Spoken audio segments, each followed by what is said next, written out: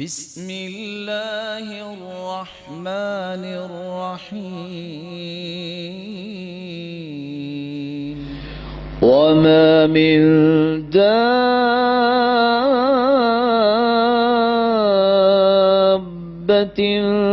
في الأرض إلا على الله رزقها ويعلم مستقرها ومستودعها كل في كتاب مبين. اللہ کی طرف سے اعلان ہے. اللہ سبحانہ و تعالی فرماتے ہیں انسان تو اشرف المخلوقات ہے. وما من دابہ، کوئی بھی چیز جو دنیا میں چلتی ہے پھرتی ہے ان سب کا رزق کی ذمہ داری اللہ نے لی ہے. کس نے لی ہے؟ بندہ نہیں کچھ کر سکتا. کچھ لوگ کہتے ہیں میرے ہاتھوں کی کمائی ہے، میری 10 انگلیاں کام کرتی ہیں، میرے بھائی جس کے ہاتھ کٹے ہوں وہ بھی تو کھا کے سوتا ہے، اس کی کیا کام کرتے ہیں بال؟ اس کو بھی تو اللہ ہی دیتا ہے نا. اس لیے جب تک آپ یہ فکر اپنے دل سے نہیں نکالیں گے اس وقت تک آپ زندگی کی لذت نہیں لے سکتے. ہر وقت فکر کیا بنے گا، خرچے بڑے ہیں، کیا بنے گا، زیادہ سے زیادہ قبر بن جائے گی.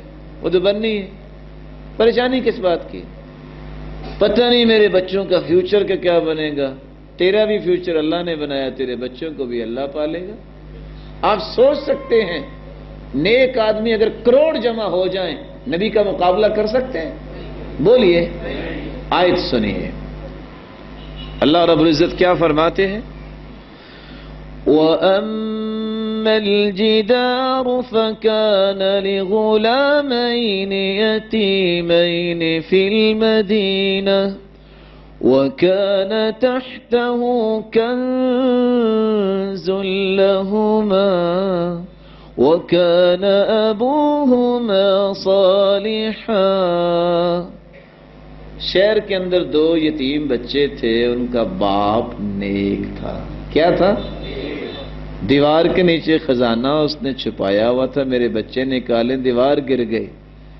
نیک بندے کی اولاد کے فیوچر کی پلاننگ اللہ کیسے فرما رہے ہیں. 2 نبی موسیٰ علیہ السلام، خضر علیہ السلام، دونوں کو حکم دیا میرے نیک بندے کی اولاد کا خزانہ ضائع نہ ہو جائے، جاؤ دونوں مزدور بن کے یہ دیوار کھڑی کرو. ہم نے کبھی سوچا ہی نہیں ہے.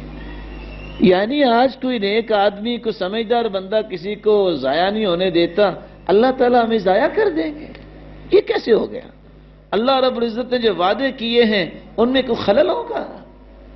اللہ سے بڑھ کے کوئی وعدوں کا سچا نہیں ہے.